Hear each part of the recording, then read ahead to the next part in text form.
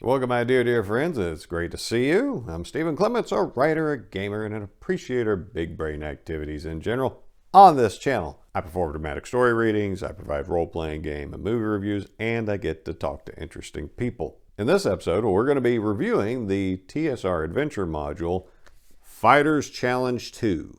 This is a continuation of my coverage of the Challenge series for AD&D 2nd Edition, because I don't feel like it's gotten near enough love in that both setting up adventure modules for one specific character class to play to their challenges, their foibles, their powers, and the fact that they're set up to be played by one player and their dungeon master. So instead of your standard group role-playing game module, this is a one-on-one, far more intense session, focusing really specifically in on that character. Now, some of them have been great, some of them have been terrible. But best I can tell, I'm the only person who's done a vlog on any of them. Since I've covered the 4 modules in the Challenge Series 1, this is the second installment of the Challenge Series 2. And where the first Challenge Series was aimed at lower level player characters, the Challenge Series 2 is aimed at characters of levels 4 to 7, somewhere in there. And since the quality levels are uneven across the different Challenge Series modules, is Fighters Challenge 2 going to be as good as Fighters Challenge 1? Or is it going to be lamentable like Thieves Challenge 1? So let's see how Fighters Challenge 2 sells itself. Where does it place itself in that playing area? From the back cover, Fighters Challenge 2 by Drew Bittner. The kingdom of Tramalar was once a powerful state. Now, disease and dissent have left the kingdom weak. The dread woods on the kingdom's northern border are a haunt for evil creatures and plots. Discord stalks the very halls of the king. Only the bravest and most dedicated warrior could overcome the obstacles hidden in the forest and lurking in the throne room. Fighters Challenge 2 is a special one-on-one advanced Dungeons & Dragons adventure designed for a dungeon master and one player. Perfect for very small groups, for those times when the whole group can't get together, and for the player who wants his or her character to earn some extra experience while playing the role of a knight errant. Can you survive the horrors of the Dread Woods? Are you ready to face treachery and deceit in high places? Adventure and danger await around every bend in the trail. So that's the overview. We've got some dangerous woods. We've got political intrigue going on. Looks like we have a variety of challenges ahead of us for our fighter. And before we get into the module itself, let's see who created it. On the cover and then again on the credits page, we've got Drew Bittner, which I found out is short for Andrew Bittner. And looking into what else he's done, Goodreads was a fine source for information and shows that he has 17 credits, including this, Ravenloft's Circle of Darkness, GURPS Magic Items 2, Gamma World's Home Before the Sky Falls, the AD&D 2nd Edition Deck of Encounters Set 2, and many comic book credits. RPG Geek also turned up a credit for Cinnabar's Fantastic Technology, Droids, for WEG Star Wars, not the atrocious Cinnabar RPG, and 3 RPG Magazine credits, so not shabby. He's got quite a bit to his name. Now, doing more research into his comics work, I found 39 editing credits and 5 writing credits on different comic books, including Stormwatch, Black Ops, and Backlash, Wetworks, and others. Now, for biographic details, I didn't find a whole lot, but in checking Facebook, I did find a Drew Bittner with Trump Derangement Syndrome, so that's probably him. Trump Derangement Syndrome is common in older game designers. It seems as though their neuroplasticity has failed and they can't really adapt to big changes from boomer world to whatever's going to come next. So they can't accept their paradigms being challenged. I did a little more digging into finding personal information about him, and that led me to his blog, where the last post is from 9/11/2009, where he screams about the First Amendment not applying to people who don't like Obama. So yeah, the guy I found on Facebook is definitely him. I didn't see where he's up to anything creative these days besides rage posting. For cover artist, we've got Eric Olson, and boy, howdy, the art credits on this guy. I mean, if you just take a look at the RPG Geek's list of art credits for him, it's huge, and it's got a decent bio on him. Now, this cover art is quality work. It's very evocative of the situation of a knight suiting up and a squire getting fastened into his armor, but it's pretty much unrelated to this module. You're not going to have a squire running around. This is recycled artwork from TSR. They just bought it and put it on the page. But take a look at some of his other work. This guy's got the goods. Now for interior art, we got that from Valerie Valasek, who I was able to find a little more information on, a little bit on Wikipedia, and the Forgotten Realms fandom wiki has a ton of interior art credits listed for her. But Greyhawk Online has the best write-up on her. And the interior art, there's not a ton of it, but it's pretty good. So Valerie started off, looks like a scrimshaw artist that she learned from a dealer and then went on to do it herself. And she went to community college for a digital art program. And it was Larry Elmore, one of the great artists of TSR, that gave her first interview for the art department in 1983.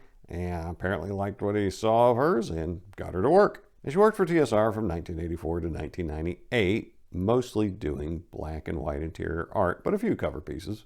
And Greyhawk Online considers her to be one of the most prolific interior artists of second edition, and her artwork has graced the pages of more than 100 game books and scores of magazines. She did a bunch of illustrations for D&D books and Dragon magazine, interior art for several Dragonlance novels, and the cover art for 1992's adventure Rary the Trader. She's also worked on other games, including Paranoia for West End Games, Torg, also for West End, Changeling the Dreaming for White Wolf, and Legend of the Five Reams for Alderock Entertainment. After TSR, she went on to do photo retouching for Wedding Photography Studios and worked in designing stained glass windows for churches. And then she was hired as a production artist by a large format printing company and worked there for 13 years until COVID hit. I'm not sure what she's up to these days, but if you take a look at the City of Greyhawk box set, you're going to see her work all over the place, as well as in Falcon's Revenge. So a lot of the architecture of Greyhawk looks like it comes from her pen. Well, that's pretty cool. For cartography, we've got the return of John Knecht, churning out them maps, and we've seen his work before in other Challenge Series modules where he also did good work. And since we've covered him before, I would just refer you to RPG Geek for his 53 credits if you want to learn more about him. Now the editor is listed as Mark Shipley. His work has appeared in Dungeon Magazine as the House of Brothers. He worked on the Black Monastery module for Pathfinder and Swords and Wizardry from For All God Games. For Necromancer Games, he worked on their 5th edition Foes, Hunters of Dragons, and WGR for the Marklands. And he worked on the Lost Caravan for Bill Barsh, and of course the Fighters Challenge 2. As an editor, he did an okay job. Not perfect, not terrible, but we're going to cover more of that as we get into it. But bear in mind, it is possible that either the writer or TSR didn't take all of his advice. So I'll give him the benefit of the doubt here, because some of the issues I'm going to pick on as we get into the adventure are larger scale concepts of information management and organization. So maybe it wasn't his fault, maybe it was. And now for your spoiler warning. As of the time of this recording, this is a 32-year-old module, and so this is almost public domain stuff. I don't think I should have to give you a spoiler warning, but here it is. And if you get into this and decide that it spoiled the mystery of the adventure for you, well, then it's incumbent on you to run it for somebody else. But if you have no intention of running or playing in it, and you're just curious what kind of adventure they wrote, how it was set up, what concepts they had in mind, well, come along with me, because we're going to do a deep dive into what was the philosophy of this thing. How did they arrange the challenges, and what could be improved upon in the future? Now, overall, Fighters Challenge 2, it is a railroad, but it's an adventurous and fun one, but it is a railroad. I mean, look at this map. It's literally almost a straight line from start to finish. There's not much opportunity for going off the intended trail. But if the railroad is a fun one, what's there to complain about? You show up to have adventures, challenges, and a good time. If a module gives you that, but it's a railroad, what's the problem? You have interesting NPCs to interact with, in evocative locations, with worthwhile challenges. Those are the 3 key elements of a good adventure. So the fact that it's very linear, not really a problem. Now, a lot of folks will complain about railroads that suck, where the decisions that you're supposed to make are counterintuitive, where they don't make sense, that you would do it, but you're mandated to do it because the author of the adventure required it, or they have their precious little characters to protect. Fighters Challenge 2 doesn't have those foibles. There's role-playing opportunities here aplenty. as are chances for the fighter to be creative and to use his mind and not just his multiple attacks per round with his specialized weapon. He's going to have to use his creativity to identify options for resolving the challenges before him and not just his brawn, which this is good training because smart fighters know when to swing and when to duck. Not everything has to be solved with a fight. And anybody that's had much experience in getting into fights, and firearms instructors and martial arts instructors will tell you the fight you can avoid is a fight that you won't lose. Now, this is an escort mission where you rescue a princess. I know that's a trope, but it's a good trope. People enjoy tropes. That's why they're tropes, because people like the repetition of this familiar concept. It works and it's fun. Now, this module is fun to read. I haven't ran it, but considering how it might play at the table, how the player might interpret what's going on and think of ways to deviate from it, it looks like it mostly works, and this thing should still be fun. Now, this is also one of the challenge series where it's entirely possible for a single player to make it through without the help of other player characters and without an entire team of assembled NPCs that either the player or the DM has to also run. This is a solo module where the one player character could get through this just fine. Now, it'll be challenging, but it's a challenge series.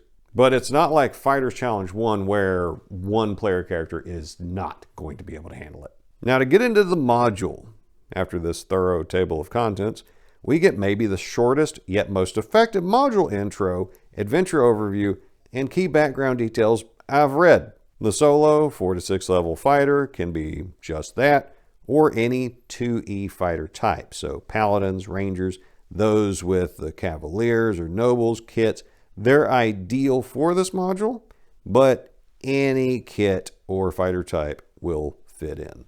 Now, it is possible that one or two other players may wish to become involved in this adventure. If so, there are a couple of non-player characters available who, with little work, could be used as the main PC's companions, and DMs, including additional players, are advised to check subsequent encounters, adjusting the opposition to keep it from becoming too easy for the PCs. The background information gives the PC a behind-the-scenes view of events occurring before the adventure itself begins. In Part 1, The Tower, the PC discovers himself in the middle of an adventure with serious political overtones, and the PC must rescue a kidnapped princess and escort her through dangerous territory to restore her to her rightful place. And this adventure becomes a test of survival, throwing the PC and his princess into a series of dangerous situations and unusual encounters. These include meeting a druid and a ranger, running from goblins, a meeting with an undead lord, and a climactic confrontation with the evil witch who is the mastermind behind the princess's abduction. And the module also includes sections dealing with further adventures and detailing major NPCs and random encounters. For adventure backgrounds, we get this page. That's it. No 17-page lead up like in Clerics Challenge 2, just this and then right to the action. In summary, about 20 years ago, a plague wrecked the once great kingdom of Tramalar, leaving a rump state in the south, and goblins moved into the northern forests. The king is a good and just ruler, but having been on the throne for 30 years, he's getting old. His worthless son is next in line, but people would prefer his daughter, Princess Ariella. But recently, the kind but dumb Ariella has turned mean and capricious, and nobody seems to know why. By the end of the adventure, we're going to find out. And that's the backstory. The rest of the plot develops in-game. No extensive reading ahead to understand what's going to happen as you move along. That's it. Short and sweet. I like it. Because the longer it takes for the DM to get to the adventure, the more chances they've got to get bored and to check out. This told us short and sweet, basic situation, and then the next page, we're into the module. Hook 'em and hook 'em quick. So those folks that insist on putting short stories into their books, I'm looking at you. Cut it out. So Part 1, The Tower, opens with some lovely flavor text, but it's not boxed for some reason. We don't get any boxed flavor text in this module for, I'm not real sure why. So all the details that you would need to read aloud to the player character, it's mixed in with more technical details that the player character shouldn't know about. Anyway, I want to read you this to set the tone. It is a calm, beautiful day in early summer. This far into the wilderness, with no human soul for miles in any direction, it is possible to appreciate the raw beauty of nature. The terrain around the PC is hilly grassland, with the beginnings of a heavy forest just visible over the next line of hills. Once the final rise is topped, the view of the Dreadwoods is unmatched. but not entirely welcome. A great wall of gray-brown tree trunks, thatched by every shade of green ever seen by the eye of man, confronts the PC like a cresting tidal wave of vegetation. A dim aura of menace clings to this wood, with deep shadows behind and between the trees and in the underbrush. It seems as though the woods are waiting for the PC to come close. Now, how did the player character get to be this far into the wilderness? Don't know. That's on you to figure out, DM, and I'm fine with that. Just give me the scenario, and I don't need some forced hook to snatch me into it, like the Planescape modules are really bad about. Just give me the adventure. I'll figure out how we get there. So that just goes on until the wind dies down and the PC hears a woman crying for help. That draws the fighter's eye to a squat ruined tower surrounded by wild shrubbery.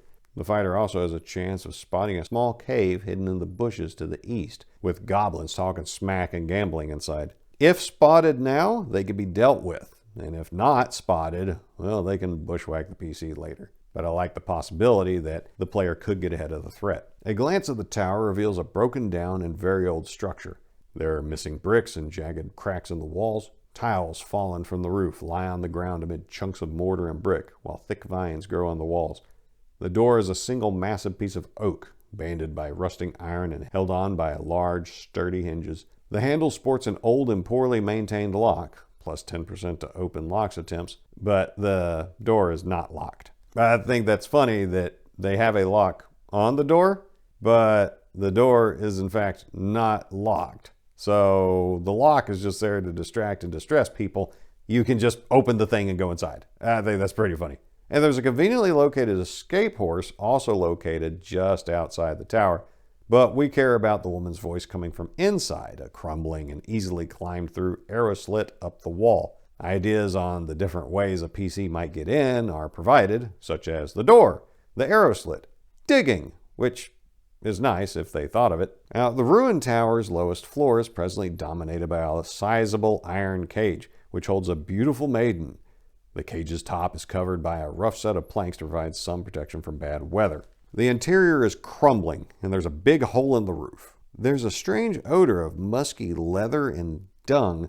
The last two features are attributable to the wyvern that lives here and guards the hot young princess in the cage. If the PC comes through the window, there's a 50% chance she spots him and warns him about the wyvern, which might screw the player by alerting the wyvern that he's here. Then the PC gets attacked, whether outside or inside if the PC goes in through the ground level. If the wyvern attacks outside, the goblins camping in the cave will attack as well, which should be a tough spot to start in the game. On the upside, it is a young wyvern with somewhat nerfed stats, and there is anti-venom in the tower. But if you live, the wyvern has a nice loot stack. Now, up until now, 5 pages in, this has been easy enough to follow, but here the text starts getting sloppy, and we're going to see this again and again. Details on how the goblins act are spread out in different sections across 4 different pages. The wyvern is covered on 2 separate pages. With how spread out the information is about how each NPC would act, it would be easy to overlook a key detail. Now, once the wyvern's dealt with, we can meet and rescue the Princess Ariella. But we got a problem opening the locked iron cage. That requires an open locks roll, a skill fighters don't have. Oh wait, 9 paragraphs later on a different page, it says we can try a bend bars lift gates roll. So we can use a skill we don't have or get a single shot at bending bars. Oh wait, 3 paragraphs later, we find out the goblins have a key, which is described 7 paragraphs later. You see what I'm griping about? Fortunately, each part of the module covers basically 1 encounter area, so it's a small enough footprint of page count to where finding all these disparate details might not be a nightmare in-game, but we clearly have room for improvement here. Get all the details you need pertaining to a single lock in 1 spot. Even if you repeat details around, make sure that you got in 1 spot what can deal with that challenge. And why you would put skills in a module for a class that doesn't have those skills, I don't know what to tell you. So back to Princess Ariella. The lovely 18-year-old woman, so she's very legal, has long hair, large emerald green eyes, a slender figure, all wrapped in a lavender dress and dove gray robe. If you're a feet guy, there's details for you too. Talk about you, Mark. I like these role-playing directions for her. Ariella, although well-intentioned, is not very bright and has led a very sheltered life. She's stubborn too. The DM should play up on this for comic effect whenever possible. Her voice, when she addresses the PC, is musical and lilting. What in the name of good King Ornath kept you? I've been trapped here for 4 days. Don't you know it's rude to keep a princess waiting? Wait just a moment. I don't recognize you. Did my father send you? You aren't a brigand, are you? Yeah, the PC can introduce himself at this point, and if he is of noble birth, she gains a +2 to her reaction check to the PC. If he isn't, she's at -1 to a minimum reaction of cautious, because a rescue is a rescue after all. She makes sure to tell him that she is the Princess of Tramalar, a kingdom just south of the Dreadwoods, and she's been trapped here for 4 days now, so she's grateful. If the fighter hasn't dealt with the goblins yet, she warns him of them, and then the goblins show up and freeze in the doorway, stunned to see the wyvern dead and this dude hanging out in here. They are not down for the struggle and will run away if things go against them, because even fictional characters don't want to die.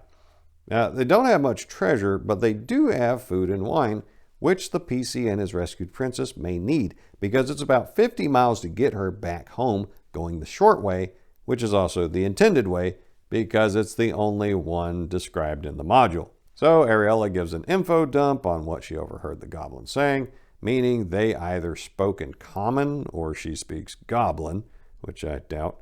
The start of the forest road that leads through the ominously named Dreadwoods isn't far, and that route, while dangerous, she challenges your warrior quality when she says, I've heard the woods are dangerous, but our huntsman says their reputation is much exaggerated.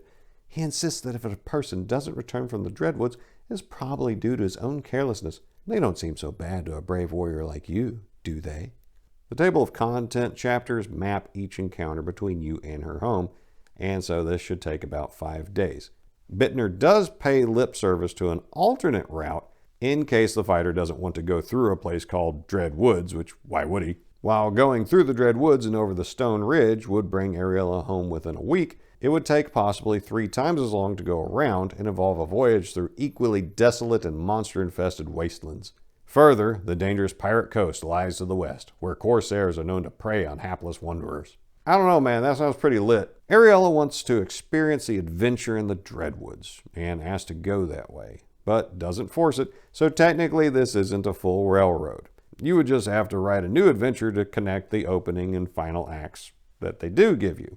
But before you can leave, the goblin's half-orc supervisor comes by to shit-talk and cavalry charge, maybe even make some hero stew. He's a pretty formidable threat as a 5th-level fighter with good equipment, and the PC is likely wounded by now, so let's take stock.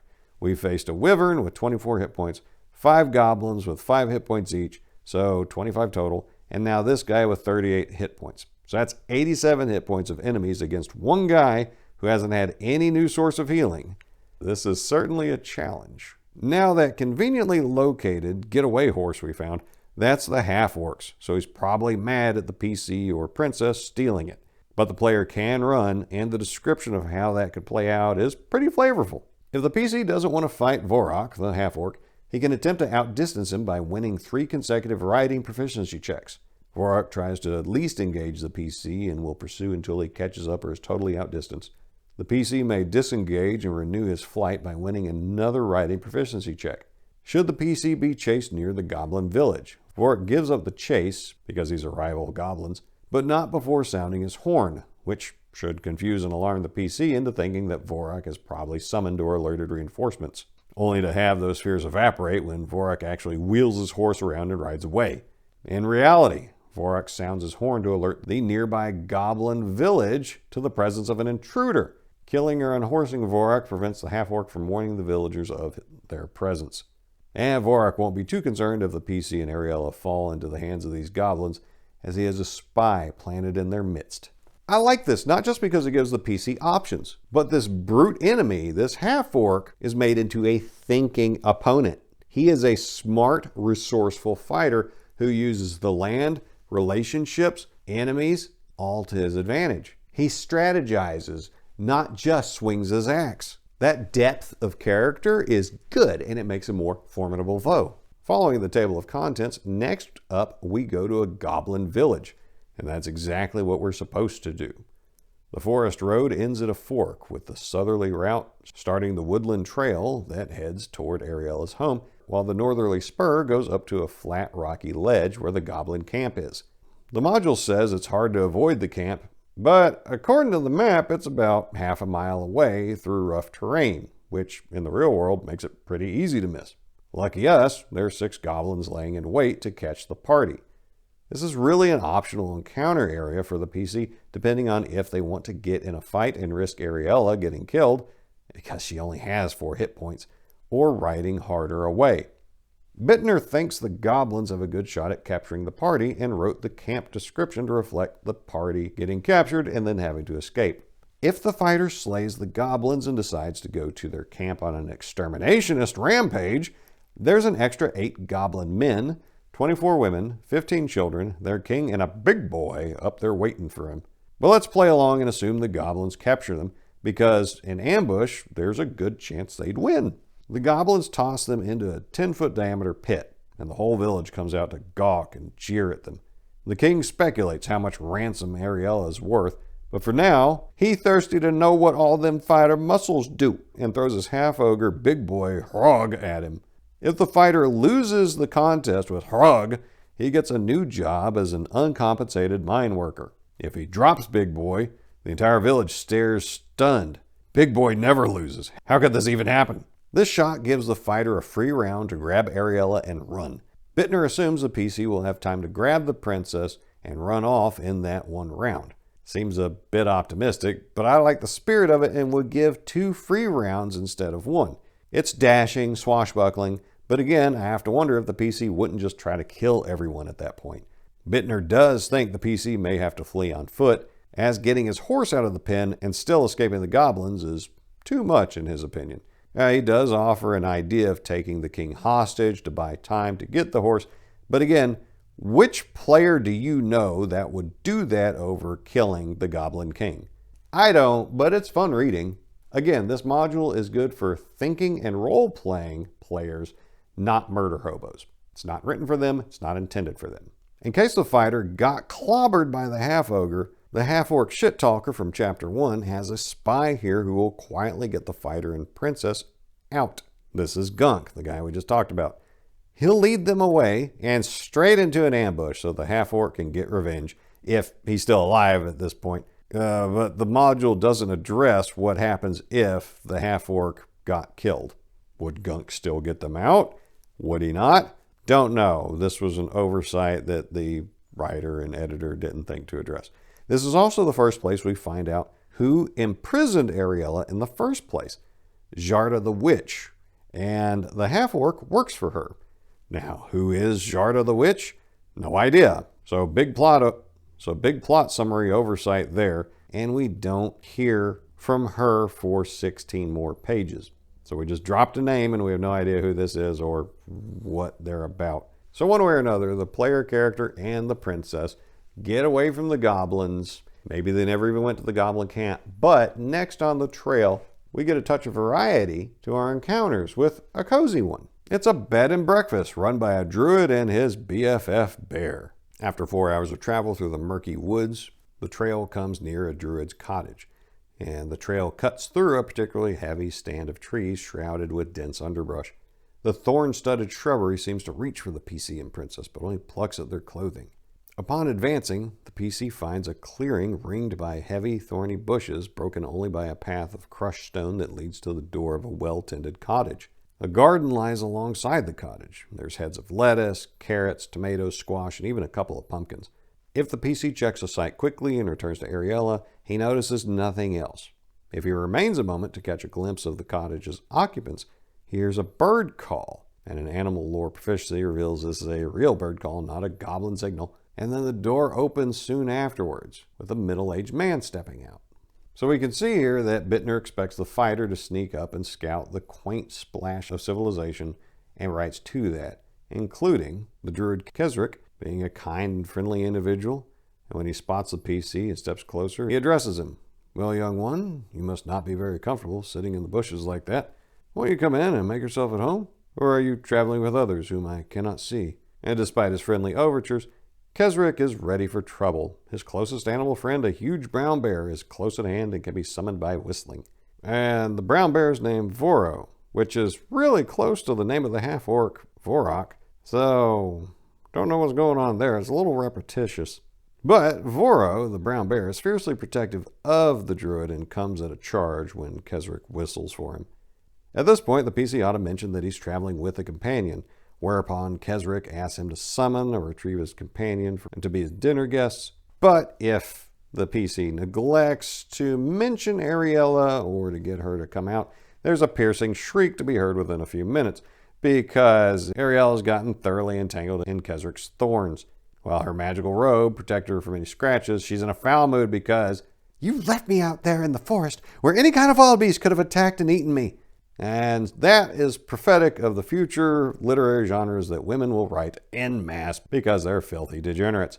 And when she sees the bear, she screams and points, requiring a great deal of calming down before introductions can be made. Now, Kesrick knows of Ariella and is very surprised to see her so far from home. And assuming the party's nice, Kesrick invites them to rest, enjoy his vegetarian cooking, get healed up, and he gives them extra clothes and blankets for the road. Now, in exchange for that, he leans on the princess to end her brother's policy of rapacious clear-cutting at the forest's southern edge. This is also the first chance to rest written into the adventure so far, and while the PC sleeps, Brother Bear is out scaring off goblins and potential intruders. It's a nice change of pace. The druid, who for some reason is chainmail, even though druids can't have metal armor and his AC doesn't reflect him having chainmail, warns them of the weird guy down the road in part 5. But before you get to part 5, we get a giant spider encounter. Because of course we get a giant spider encounter. We're in deep dark woods. Tolkien set the standard. We always have to have a giant spider encounter from the trees. That's a straightforward brawl with an inconsistent number of spiders. The text says 3, but the stat block says 8. Already caught in the webs is a bard who yells out for help, and the fighter can free him from his previously scheduled meeting of becoming lunch. Now, the bard will be very grateful and volunteer his services on the journey and pledges to commemorate his heroic rescue in song. And that takes a total of 1 page. Over and done, new NPC introduced, fight handled. This module's pretty good at giving you something interesting, all the details you need, and moving on. And moving on to part 5, we get the self-proclaimed King of the Forest, named Marl. He's a neutral good guy who guards a bridge, and because he's bored and lonely, he asks for an offering from everybody who wants to cross his bridge, or they have to fight him. He's not picking on what you give him. He'll accept songs, a good joke, a bad joke, gold, whatever. Just something to keep him company and distract him for a minute. Now, if the player balks at handing anything over, then it's time to rumble, but Homeboy keeps it non-lethal with a quarterstaff duel. We get a lot of rules for the fight, including getting knocked into the river and how that works. And for some reason, we also get the probability of the wooden bridge breaking if a cart crosses it, even though there are no carts in the module, and the forest paths are too narrow for carts to pass. Kind of weird for us to have this detail in here. Nobody needed to know that. Why are you wasting printed space? When the fight is over, Marl gives his real name instead of going by King of the Forest, and he gets chatty, and he pops out a wineskin full of spring water that tastes good. It tastes good because it acts as a healing potion. Yep, healing potions straight out of the ground. That's pretty neat.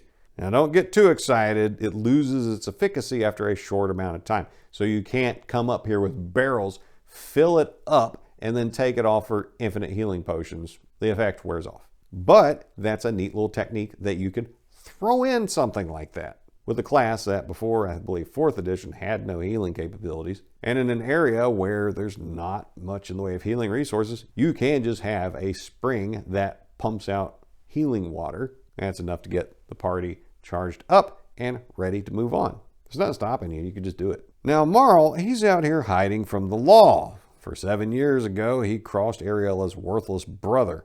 Now, don't get excited. He won't help you on the quest. He's just here for a non-lethal combat encounter and some role-playing, which is fine. I like variety, and this module packs in the variety. And then we move on to part 6, cut off at the pass. And that's exactly that. The module cutting you off from using the normal means everyone else uses to cross the forest into Tramelar by pinching the travelers between 12 goblins and 1 troll. The module makes no provision for the fighter actually defeating the enemies and finding the regular road, so the railroad keeps driving through the end of a stony trail where there's a small stone building 30 feet across with a fallen door in front of the characters. A long-dead goblin lies across the threshold of the door frame, over which is carved Eralt. If the heroes enter, the goblins snarl and gibber at each other, but do not pursue. The troll grunts in rage, but doesn't follow them either. It leaves, but the goblins take up station, waiting for the characters to come out. Which takes us to part 7, Gloombarrow. So in the middle of a wilderness adventure, we get a dungeon. We started with goblins, then we got spiders, now we're getting undead. I told you, variety. While this map shows 17 rooms, I imagine this won't take more than 1 session to clear, since there's not a lot to do in most of these rooms. It's not dull, it's just not a grind dungeon. The backstory of the crypt is pretty neat. Just inside the building is a series of engraved words. Although it is dark inside, the letters can just barely be discerned. Let all who stand here know of the valor of Eralt, who held the stone pass alone against the hordes of goblin kind. May his spirit rest with the powers above, and his memory stand as long as humankind dwell in these lands. The tomb is an elaborate underground complex, once a dwarven settlement back before Tramelar was a kingdom. The entire complex was taken over by a brotherhood of paladins nearly 600 years ago to honor Eralt's heroism. The brotherhood dwindled over the years until the last died during the Great Pox, not long before Ariella's birth. Since that time, the tomb has been overrun by monsters, like the Deathless Lord. We will see features of the Paladin's tomb come up in the flavor text and in the room descriptions, but that dwarven bit, you're not going to find out anything else about this abandoned dwarven outpost. So why was it even mentioned? I have no idea. So when we get into the flavor text, I like the mood lighting, but the first room also has at least 2 problems. There's a pressure plate trap in the floor that drops a portcullis to block the entrance, and drops spouts of burning oil at the PC. Problem 1 is the text says the PC triggers the trap when they get 2/3 into the room. So unless a fighter who doesn't have the fine trap skill spots it, it's going off. Well, the map tells a different story. From how I see it, the PC could avoid the trap by moving to the sides. The text and the map don't match. Problem 2 is the burning oil jets do 1d8 plus 1 damage per round until extinguished. The PC may be fine, but this is an escort mission. Ariella has 4 hit points. She's a 0 level human.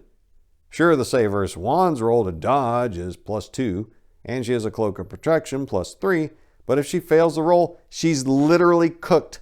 The text doesn't even contemplate Ariella getting killed at any point, and what to do if she is. And 4 hit points with multiple enemies in different parts of the adventure, it would only make sense at some point somebody would try to kill her. Bittner wrote the goblinoids to take her prisoner because they're in on the plot, or they would think to ransom her. But giant spiders don't care. Undead don't care. They will kill her without a thought. So if you're writing an escort mission, think through what happens if the escortee gets capped. What are the implications? Can you bring them back? Would the king, in this case, still give some sort of reward or take some certain action if you bring the body back of Ariella?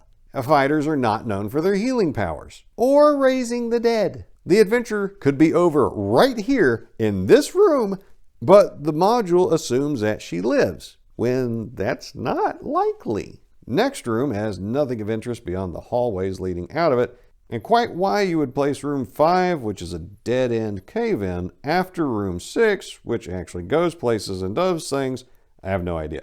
Room 3 was a dwarven great hall with nothing to offer besides 6 zombies that attack in 2 waves. Now room 6 is a sitting room with broken furniture and burned books, so won't be much sitting going on here. Also, designers don't write things like, there's nothing remarkable about this room, and then remark about what's in the room. Either it's not worth talking about, or it is. And in this room, there's part of a tapestry that by itself, just this fragment, is worth 2,500 gold pieces and that's pretty remarkable. Now, rooms 4 are hallways patrolled by 4 squads of 3 skeletons, only encountered on a 1 in 6, and never more than 1 squad at a time. Room 7 was a kitchen until it was somehow torched beyond recognition. Now filled with debris, there's 2 points of interest. First, in a cabinet rests an unlabeled and scorched vial holding an elixir of madness. Next to it is a label reading health. That's a nice little bit of jackassery Gary Gygax would be proud of. Unlabeled potion, label that says health. That label doesn't apply to this potion, but the player might think it does. Second, there's an elven rhyme written in soot on the wall. If the questions it poses are read aloud and answered, a secret door's outline glows and can be easily opened. If you otherwise find the secret door, you need a Benbar's Lift Gates roll.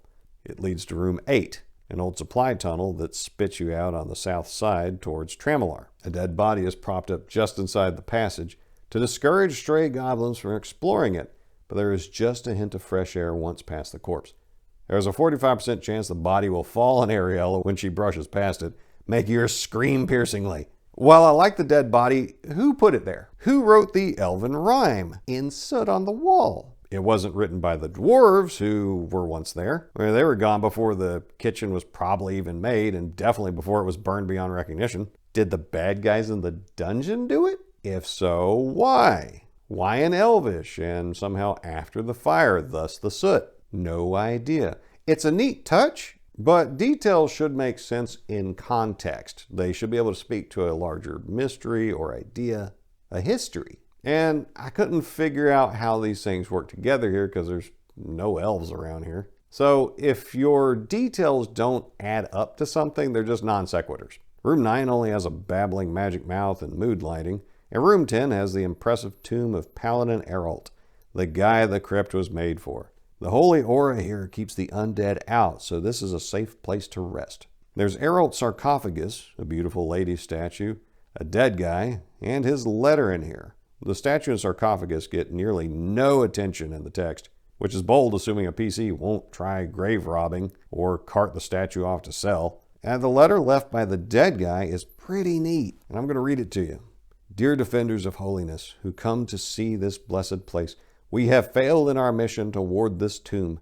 Sickness and age have taken too great a toll. The powers above only know what manner of evil might usurp our home for their own uses, but I have implored those same powers that this room should never suffer the presence of evil creatures. Should you be in need, a draught of health lies in yon cabinet.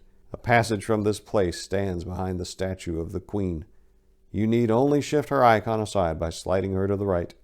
This tunnel leads to passages that go out toward the kingdom to the south. Best of luck, kind pilgrim I will never meet. All blessings in the powers. Your servant, Hamladrax, last of Eralt's tomb. Now that is a cool letter that gives lots of details about this room and puts it in-game where the player could see it, could understand what's going on here.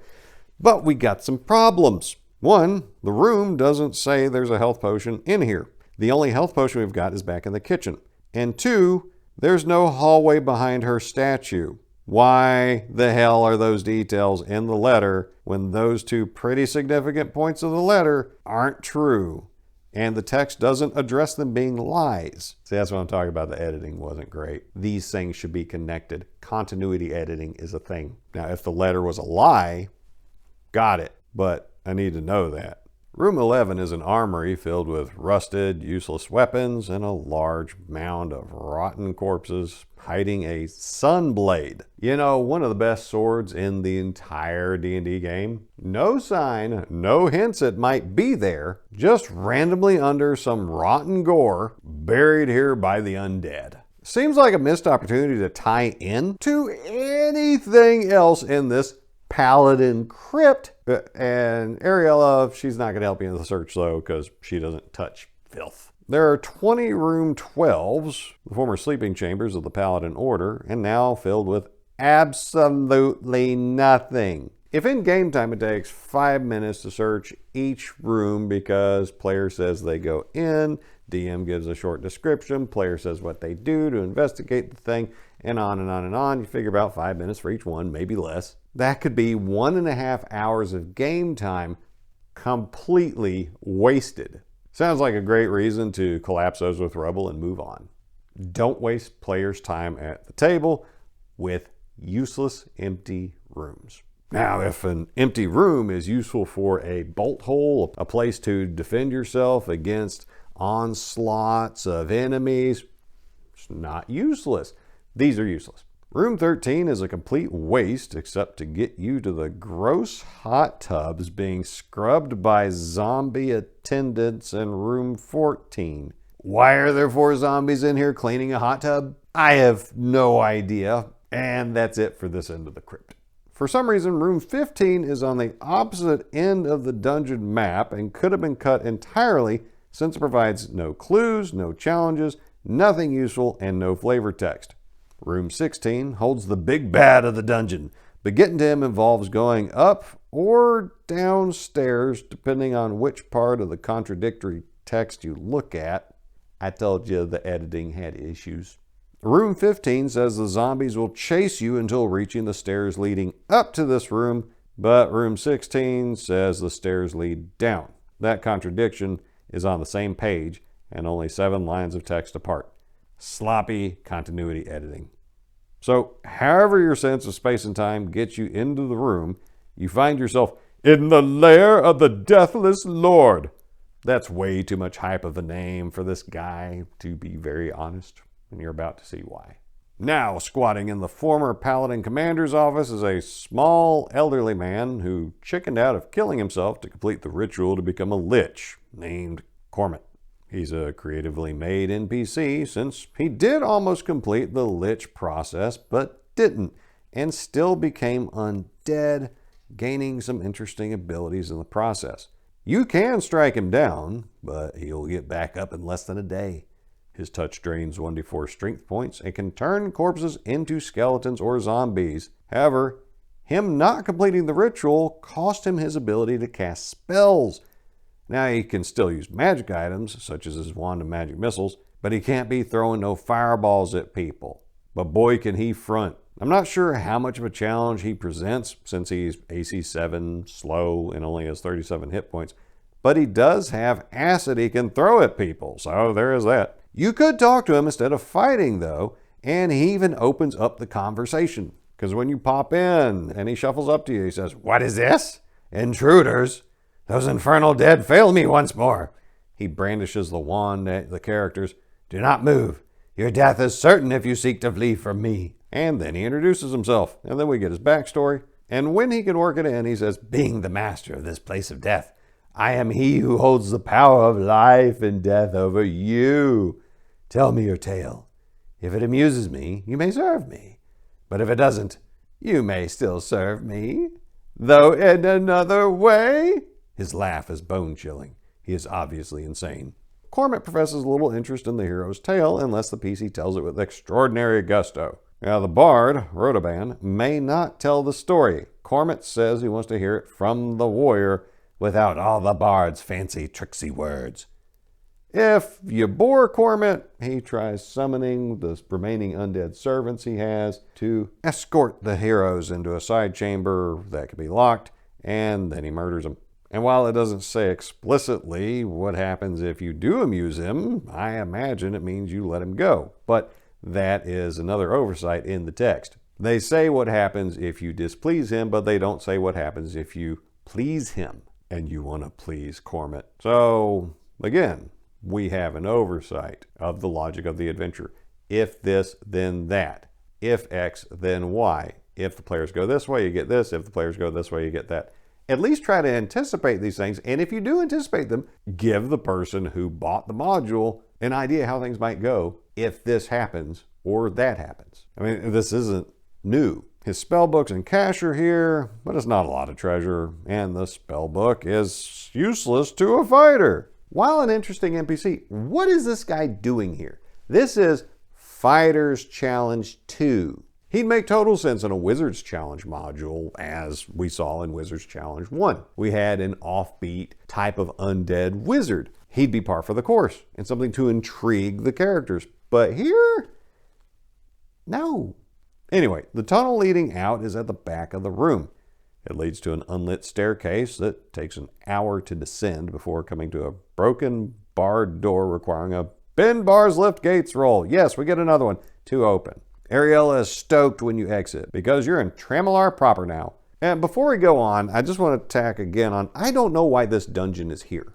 Up to now, we've been going overland, a wilderness adventure. Very worthwhile. We got a lot of variety along the way, but I don't see what this adds to a fighter's challenge module. It wasn't thematic. We don't get to redeem the Paladin's crypt, his legacy, or claim his stronghold. And nothing spotlighting what makes a fighter unique was included here. We could fix this. Say the ghost of the last Paladin commander of the place showed up and asked you to throw Cormid into the hot tubs where he'd be boiled alive and they were blessed waters so it would get rid of his malignant spirit to cleanse this place from the undead scourge he's brought here.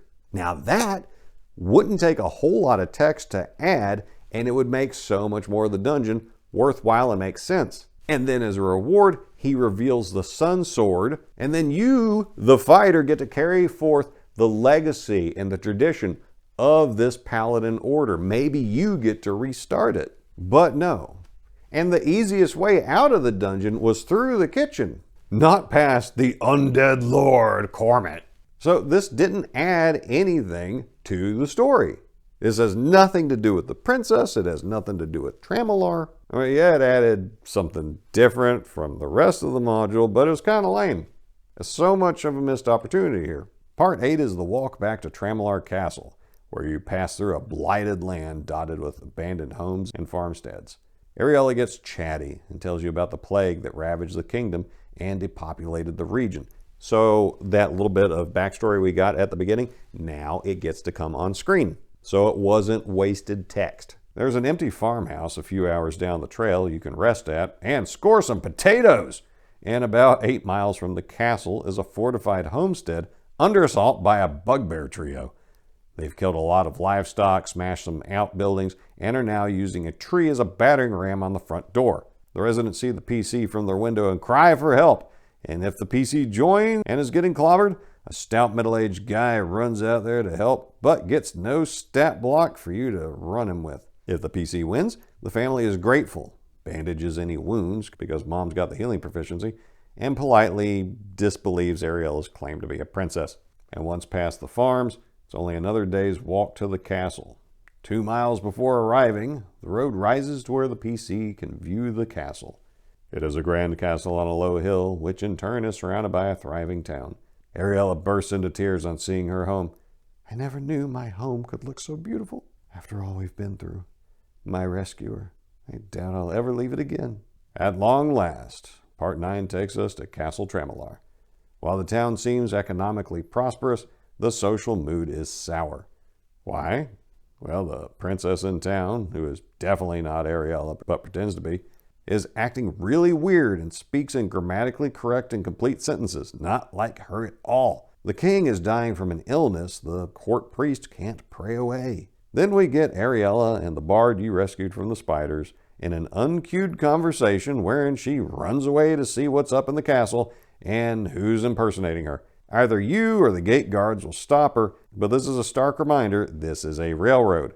An entertaining one, but this is the only way Bittner sees the module unfolding and doesn't provide guidance on how to proceed otherwise. Hell, this module doesn't even segregate flavor text from encounter details from stat blocks. It's too late now. We're all in at this point. And while a DM can run the adventure, it's all jumbled together, so keep that in mind. So if you want to sneak into the castle and stealth your way to clues, you'll have to make up how that goes because we only get maps and descriptions of a few rooms. You're supposed to go in the front door by talking to the guards. They'll be confused to see the princess here because the princess is in fact in this castle. Her brother Prince Alphanor is holding court, dealing with a hangover, and keeps the PC and crew waiting on purpose just to screw with him. When he sees Ariella, he's shocked and demands his courtiers start harumphing.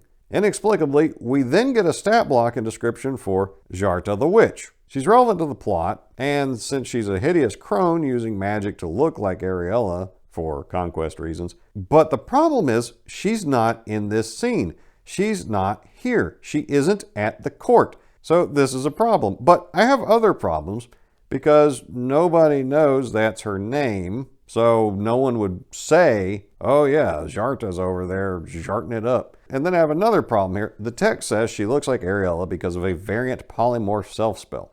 Cool story, but that's not a spell she has. It's not a magic item she has. No explanation is given on it, and you can't rationalize it as somebody else cast a spell for her.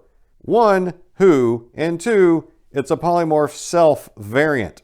Self, not other. Okay, so after that stream of conscious digression where Bittner tells us about Jarta, Ariella speaks at court to prove she is who she says she is. I am Ariella, and I can prove it. She turns to the PC and whispers, how do I prove it? I like that the PC has thrown the hot potato of how to prove her identity, but I have to ask, how many players are going to be able to point out the two details the module identifies as being deal clinchers? Because a lot of players don't pay very close attention. What are those two details? One, Ariella is wearing a ring given to her by her father. It is distinctive and easily identified, and Jarta doesn't have it. This did get mentioned very much in passing early on, so it is possible a player character could know this. Two, Ariella's childhood nickname, Pinky, is known only to herself and a few others. Jarta is unaware of it. Again, this is possible for the PC to know because it gets mentioned very much in passing, but I got my doubts. And Bittner did not identify any other way to prove her identity. You stay on the train, mister. If Alphenor disputes the validity of the ring, the king's jeweler can vouch for what is inscribed inside, to Pinky with love, Daddy. What do you mean, if, Bittner? You wrote the character. You tell us if he would accept it or not. Because in the next line, Alphenor still isn't buying it. So whatever you say, Alphenor's still not completely satisfied, but sends for the fake Ariella, who cannot be found. He commands a group of 6 men-at-arms to accompany him, along with the heroes, as they go look for her.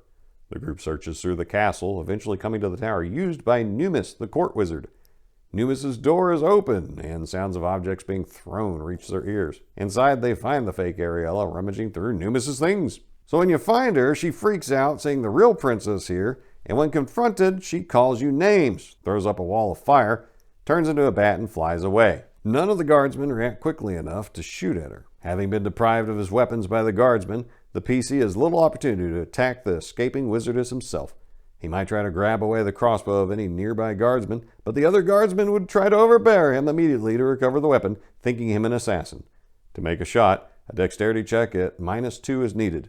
After one round, Jarta is gone, and any opportunity to attack her here is lost. Now hold up. At no point up to now did the PC get disarmed. I looked and didn't see it. And trying to disarm a PC peacefully? That starts fights. So she shrieks and curses at you.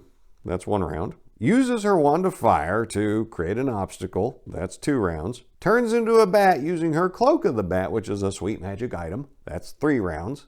And flies away. 4 rounds. And the PC is expected to stand there and do nothing this entire time. She won't even finish cursing at him before he's moved to engage and attack.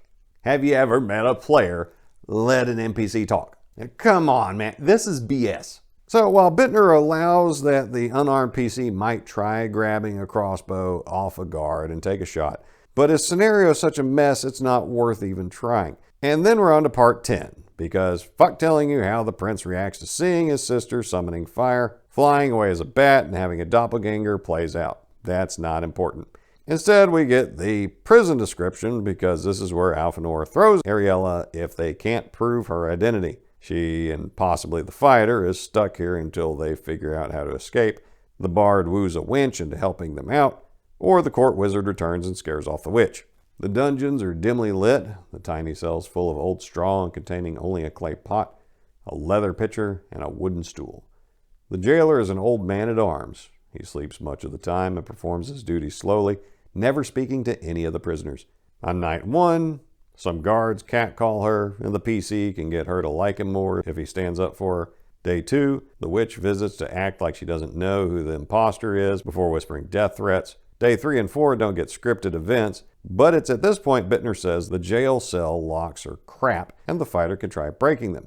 Actually, wait, I read into that they can try breaking them. He doesn't actually tell us the odds of doing anything without knowing their dilapidated stats. For some reason, Bittner thinks we're going to rifle through Ariella's room, which has become a non-hazardous freak show since the witch moved in, complete with occult items and a human skull. The bard wants to tell the guard captain about it when you find it, and the guard captain will be shocked, then ask the party's help hunting the witch down, which leads back to the encounter in the court wizard's room. When Ariella's identity is proven, the court apologizes, the king gets better, and offers the fighter an officer's commission that pays 5 gold a month, plus room and board.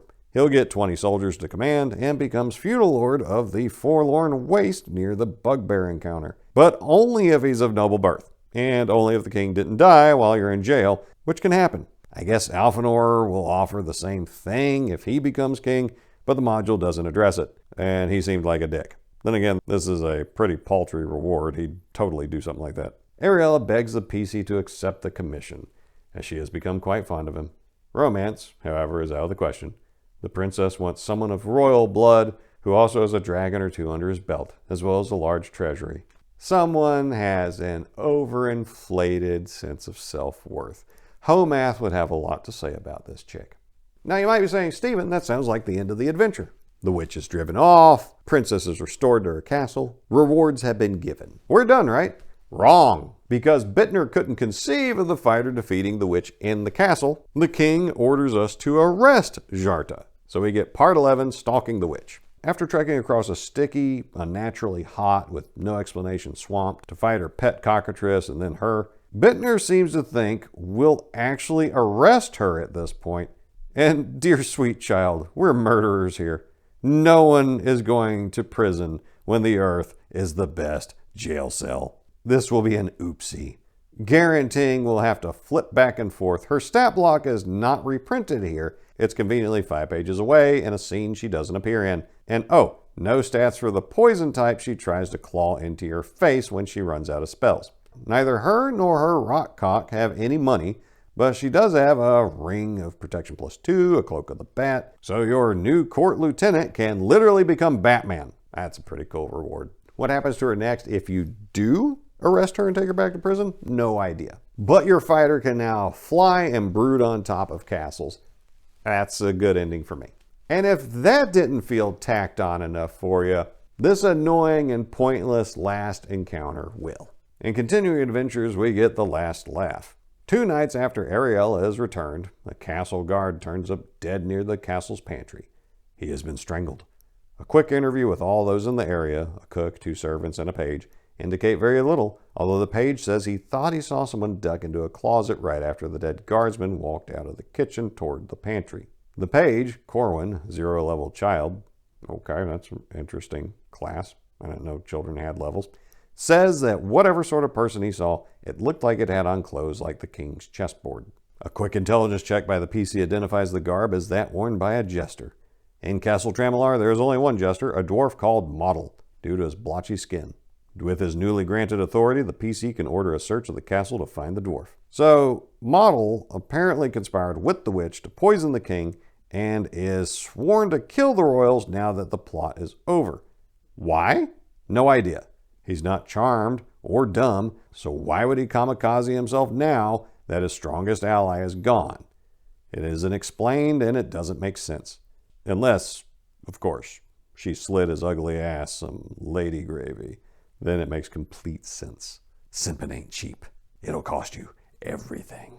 Turns out Model poisoned some flour and definitely strangled the guard, and a couple of wisdom checks can spot the open flower, and I guess you have to taste it to see if it's poisoned, and then you have to find the flower coating Model's fingers. Model denies any wrongdoing, and Bittner wrote, if the PC is alone, the jester attempts to kill him then and there. However, since Bittner specified what Model does if the PC is alone, I expected to see details on what Model does if the PC is not alone. Nope, it's not in there. Based on context, is that Model would rather die than be a snitch or go to prison. My guess is he'll go down swinging no matter what. And I respect that. Make him pay. If they're going to take me down, I'm going to make as many of them go with me as possible. Model living that thug life. And a final detail is that if the witch is in prison before this encounter, Model has a 20% chance per day of springing her undetected. And that's it for the adventure itself. And now we're on to a random encounter table we are never told to roll on until now. and write-ups on 4 NPCs that are only mentioned in passing and are completely unnecessary to detail here. They are well-written NPCs, I like them, but this space could have been spent fleshing out details Bittner skimped on. We get the court wizard Numis, who is a fun old nerd who plays to the wizard stereotype. Captain Basquilian, who does nothing in or out of the game, is the king's general on account of being his brother-in-law, and if robbed, yields a massive treasure trove. Seriously, he got a bastard sword +4 defender, chainmail +2, shield +2, dagger +2, and +3 versus larger than man-sized creatures. And his high-quality medium war horse has horseshoes of speed. Hell, I'll rob this bastard myself. What's he gonna do? He's 0th level. The court priest is Father Gralis, and he does absolutely nothing. My favorite, though, is Moira, the chambermaid, because she's hot, is the one who helps the bard stage the prison break if that goes down, and would love to leave her man to be the fighter's housefrau. We actually get a lot of flavor text about that, and I totally would. And so in conclusion, I like the variety of challenges and encounters presented. I like that the module gives the fighter things to do besides just roll initiative and roll to hit. They can think, and that can make a difference in the encounters that come along. It's important for the fighter to plan and to remember details to help establish the princess's identity, but the information needed far better arrangement than what it got. Like I mentioned, there was key details about a given character or a given location that were scattered about over multiple pages, and it would have been really better if you had them in one spot so you could see what all factors influence this one thing. And it felt like too much material was trying to be covered in too small of a word count. And especially when we get things like the throwaway plot with model, that could have saved hundreds of words that could have been used to flesh out other parts of the adventure that would have been so much more rewarding. So it reads fun. I would love to play it or run it for somebody, but there's a little bit of fixing, a little bit of decoding that needs doing. So while a bit flawed, still looks like a good adventure. And it sets the PC up on the path towards domain play. Now it's a little bit early in the leveled system to get them to their own domain. It's a start. I like it. Now, of course, this can be found on DriveThruRPG, but as always, Wizards of the Coast denounces the creators of this despite them hating the same people politically, and so you should not give their money because you'll help them compromise their values by supporting bigotry and hatred and all that stuff. And no doubt in this case, outdated sexual stereotypes of oppression and colonialism, which the only other source I've seen that covered this module says is the big problem with it. As with Cleric's Challenge 2, the only other source I found to talk about this series was the Taskerland blog, and it makes those actual complaints I just mentioned about sexism and colonialism. But he also thinks it's worth saying that the cover is spot on homoerotic. Dude, quit gooning. Not everything plays to your fetish. Sometimes a homie just helping another homie get into his complicated set of armor is just bros doing stuff. Not everything of one guy and another involves them bumping uglies. Dudes can just be friends. Dudes can actually be far better friends than women and men or women and women can be. Calm down. We can see your fetishes. So if you want an opinion that's wildly divergent from mine, I got a link to that blog in the description below. So have you ever played Fighters Challenge 2? Have you read it? Have you ran it? I'd love to hear what your experiences or thoughts are. Drop those in the chat below. I read all your comments, respond to them. And remember to like, subscribe, share this video around. And for the folks that are interested in writing modules and writing games, check out my other reviews because we talk about the beans and bullets of what makes a good role-playing game, of what design considerations others have had, what mistakes they've made, and what we can learn from their experience so we can make better products. And so my dear friends, that's what I got for now. Until next time, I wish you nothing but the best.